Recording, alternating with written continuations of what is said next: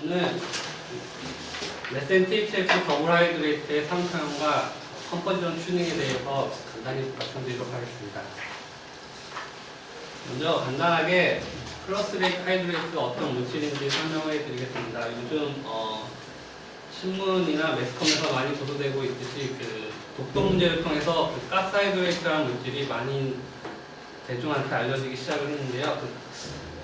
플러스레이트 하이드레이트는 일반적인 물이나 아이스 상태의 물 분자들이 고압이나 저온의 특정한 조건에서 저분자량의 가스 분자를 만나 물 분자들이 수소결합으로 빈 케이지를 형성하게 되고 그 케이지 안에 가스 분자들이 포집되는 결정성 화합물입니다. 최근에 와서는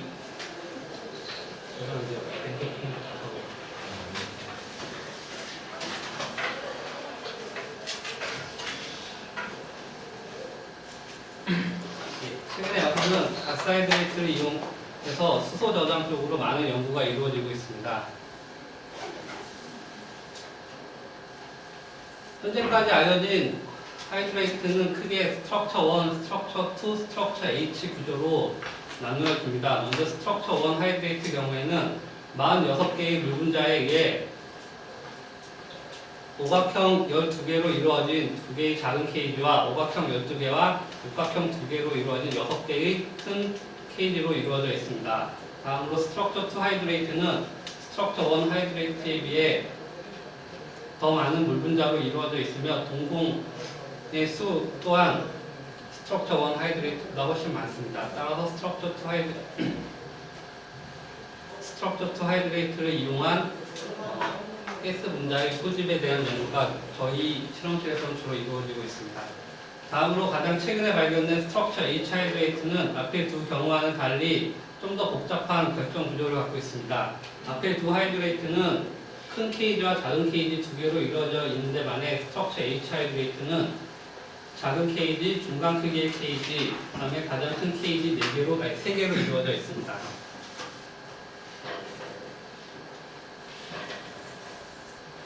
순수한 메탄에 대한 가스 하이드레이트의 스토리지 캐퍼시티를 비교해 보았습니다. 일반적으로 순수한 메탄 하이드레이트 경우에는 스트럭처 1 하이드레이트를 이루는 것으로 알려져 있습니다. 스트럭처 1의 메탄 하이드레이트 경우에는 표준 상태에서 하이드레이트 1부피당 174부피의 메탄 가스가 포집됩니다. 반면에 스트럭처 2 하이드레이트 경우에는 스트럭처 2 하이드레이트는 라지 케이지에 보통 사이즈가 큰 리퀴드 하이드로카본류의 물질들이 자리를 잡게 되고 메탄 분자는 스몰 케이지에만 존재를 하게 됩니다. 이 경우에 메탄 분자가 114배만큼 포집될 수 있습니다. 마찬가지로 스트럭처 H 하이드레이트 경우에도 큰 케이지에는 하이드로카본류의 분자들이 포집이 되게 되고 작은 케이지와 중간 케이지에만 메탄이 포집될 수 있습니다. 하지만 스트럭처 2와 H 하이드레이트가 스트럭처 1 하이드레이트보다 좀 더 메탄 스토리지에 대한 메탄 스토리지 매체로 더 각광받는 이유는 보시는 바와 같이 하이드레이트를 형성할 수 있는 조건이 좀 더 높은 온도와 낮은 압력에 있다는 것입니다. 이와 같은 가스 하이드레이트는 현재 다음과 같은 세 가지 경우에 있어서 크게 연구되어지고 있습니다. 먼저 심해에 존재하는 천연가스 하이드레이트 경우에는 화석연료를 대체할 수 있는 새로운 에너지원으로 각광을 받고 있으며 지구상 온난화가스 문제를 해결하기 위해서 이산화탄소를 바다에 주입하여 저장하는 CO2 시퀘스트레이션이 있습니다.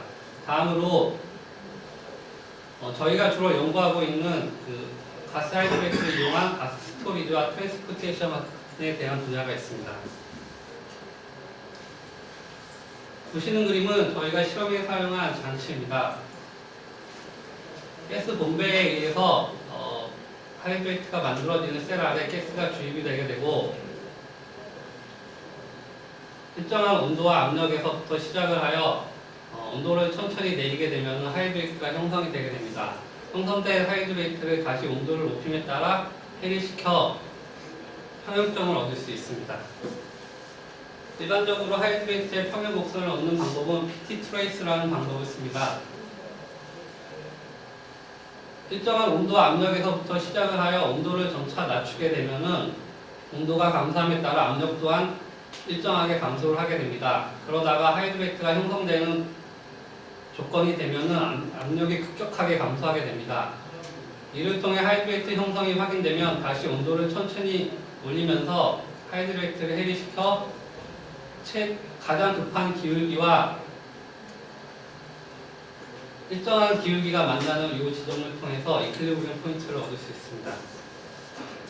이런 방법을 통해서 THF 농도에 따라 THF 메센 더블 하이드레이트의 이퀄리브리엄 커브를 구하여 보았습니다. 일반적으로 THF 몰레큘은 하이드레이트를 형성하는 데 있어 프로모터라 하여 순수한 하이드레이트에 비해 보다 높은 온도와 낮은 영역에서 하이드레이트를 형성하게끔 해주는 물질로 널리 알려져 있습니다. 5.566몰부터 시작하여 THF 농도를 낮춰감에 따라 평균 곡선을 측정하였을 때 가장 큰 차이점은 5.56몰%의 일정한 압력에서 5.56몰%에서 1.0몰의 차이를 보면은 5켈빈 정도가 차이가 납니다. 하지만 1.0몰에서 0.2몰에 비교해 보면 10켈빈 정도의 차이가 나게 됩니다. 저희는 이러한 현상을 보고 이 높은 농도 영역과 낮은 농도 영역에서 어떠한 마이크로스코픽한 거동에서 차이가 있지 않을까라는 생각을 갖고 NMR 분석을 하여 보았습니다. 보시는 그림은 0.2몰%의 THF를 이용하여 메센 THF 하이드레이트를 형성시킨 후 NMR 분석을 한 스펙트럼입니다. 먼저 스태틱 NMR 스펙트럼을 통해서 하이드레이트가 메센 몰레큘이 하이드레이트 내에 포집되었는가를 확인하여 보았습니다. 보시는 그림에서 앞부분에 나오는 브로드한 피크는 하이드레이트 케이지 내에 포집된 메탄으로부터 나오는 NMR 피크이고 뒤에 나오는 상대적으로 샤프한 피크는 가스 페이지의 메센 피크입니다. 이 스태틱한 NMR 스펙트럼으로는 메센 몰레큘이 스트럭처 투 하이드레이트의 라지 케이지와 스몰 케이지에 존재하는지 알 수 없기 때문에 메스 NMR 기법을 이용하여 앞에 나온 브로드한 피크를 분리하여 보았습니다. 그 결과 보시는 그림과 같이 스몰 케이지에 존재하는 메센 피크와 라지 케이지에 존재하는 메탄으로부터 나오는 두 가지 피크를 얻을 수 있었습니다. 일반적으로 메센 THF 더블 하이드레이트의 경우 THF가 라지 케이지에 포집되고 메센 몰레큘은 스몰 케이지에만 포집되는 걸로 현재까지는 알려졌습니다. 그러나 이러한 낮은 THF 영역에서는 메센 몰레큘이 라지 케이지에도 포집될 수 있다는 것을 밝혀내었습니다. 시간에 따라 스태틱 NMR 스펙트럼을 얻어 얼마나 빠른 시간 안에 메센 몰레큘이 하이드레이트 케이지를 채우는지 확인을 해보았습니다. 보시는 그림은 스태틱 패턴이기 때문에 방금 말씀드린 것과 같이 스몰 케이지와 라지 케이지를 구분할 수가 없습니다. 따라서 이 스펙트럼을 피크 분리를 하여 각 피크의 인터그레이티드 인텐서티를 피팅해 보았습니다. 그 결과 대략 200분 정도의 시간이 지나면은 라지 케이지와 스몰 케이지가 모두 메센 몰레큘에 의해 채워지는 것으로 나타났습니다.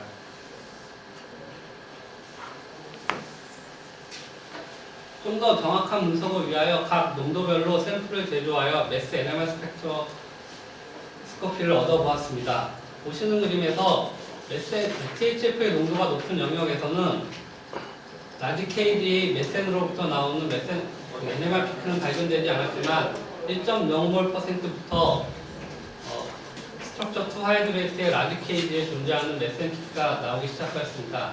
농도가 감소함에 따라 라지 케이지에 포집되는 메센의 양이 증가하여 NMR 피크 또한 커지는 것을 확인하였습니다.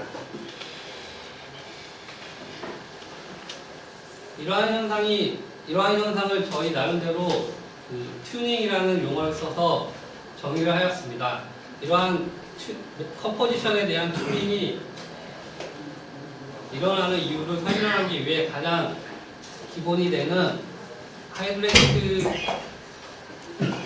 성질을 예측하는 데 가장 기본이 되는 반데르바스 플래토의 솔루션 시어리를 이용해 보았습니다. 보시는 식에서 델타 뮤는 아이스 또는 물 상태와 가산적인 빈 하이드레이트 케이지의 에너지 차이이고, 뮤는 앞에서 말씀드린 그 하이드레이트 각 케이지를 물 분자로 나눠준 값입니다. 그리고 보시는 맨 마지막에 있는 세타 값은 각 케이지 게스트 몰레킬의 어프한시를 나타냅니다. 스트럭처 투 하이드레이트 경우에는 델타 뮤 값이 884줄 몰퍼센트일 때 가장 안정하고, 그 상태에서 라지 케이지는 99% 이상 게스트 몰레킬에 의해 채워져 있습니다. 앞의 식에 사용된 케이지 아큐펀시를 구하기 위해 랭뮤어 아이소선 법칙을 응용하여 보았습니다. 크게 라지 케이지 아큐펀시는 1번 물질을 THF, 2번 물질을 메센이라고 보았을 때 THF와 메센의 케이지 아큐펀시로 이루어져 있다고 볼 수 있습니다. 이 경우 THF의 아큐펀시는 다음과 같은 식으로 표시되며 메센의 아큐펀시 또한 다음과 같은 식으로 표시할 수 있습니다.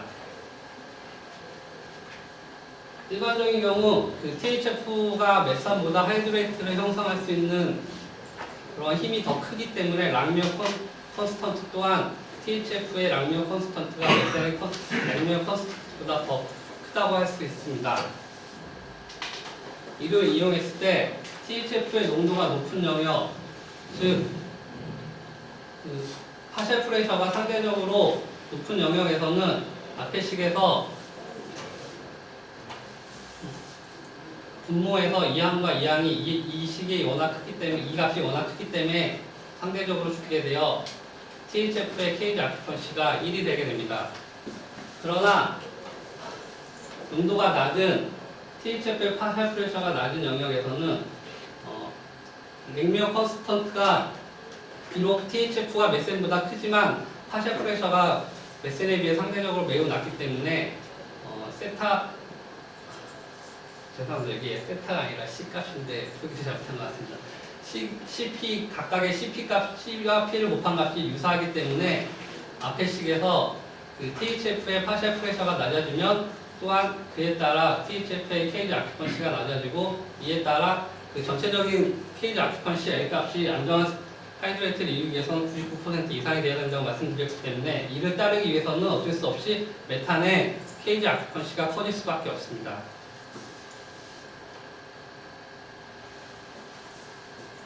앞에서 구한 NMR 스펙트럼의 그 메센의 스몰 피크와 라지 피크의 비를 이용하여 그 하이드레이트의 라지 케이지에 메센 분자가 얼마나 존재하고 있는가를 계산을 해보았습니다. 그 결과 농도가 낮아짐에 따라 라지 케이지에서 초반에 높은 THF 농도 영역에서는 라지 케이지에 THF만 존재를 하였는데, 농도가 낮아짐에 따라 그 라지 케이지를 차지하는 메센 분자가 증가하는 것을 확인할 수 있었습니다. 0.1몰%의 경우에는 전체 라지 케이지의 30%, 약 30% 정도가 메센 분자에 의해 포집되는 것을 나타냈습니다. 라지 케이지에 채워지는 메센 분자의 양이 늘어남에 따라 그 전체적인 하이드레이트 내에서 포집되는 메센의 양 또한 증가한다는 것을 알 수 있습니다.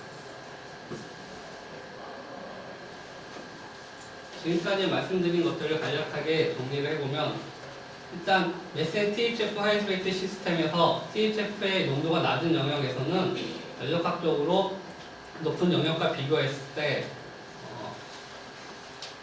큰 차이가 있다는 것을 발견하였습니다. 이를 통해서 NMR 스펙트로스코피로부터 라지 케이지에도 일반적으로 알려진 것과는 달리 스트럭처 투 하이드레이트 라지 케이지에도 메센 분자가 포집될 수 있다는 것을 발견하였으며, 이를 하이드레이트의 컴포지션을 튜닝한다라는 용어를 사용하였습니다. 이 하이드레이트의 컴포지션 튜닝을 통해서 하이드레이트 내에 포집되는 메센 분자의 양을 증가시킬 수 있습니다. 저희가 테스트한 결과로는 메센 말고도 다른 게스트도 다 적용되는 걸로 현재 나와 있습니다.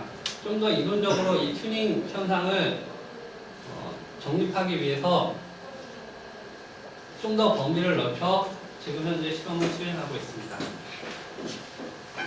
이상으로 발표를 마치도록 하겠습니다.